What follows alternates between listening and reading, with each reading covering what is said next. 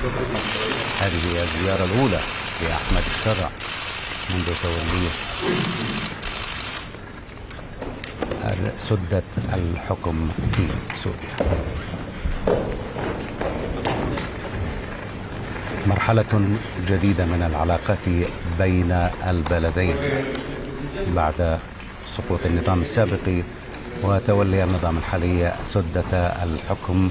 بالتأكيد تمت مواضيع عسكرية كثيرة خاصة، ولأكثر من 80 سنة نحن لدينا علاقات دبلوماسية، ولقد بدأت حتى في فترة صعبة بالنسبة للاتحاد السوفيتي وبالنسبة لروسيا في عام 1944. وخلال هذه الفترة بين روسيا وسوريا كان هناك دائما علاقات صداقة، ولدى روسيا لم يكن هناك باتجاه سوريا أي علاقات مرتبطة بالمحتوى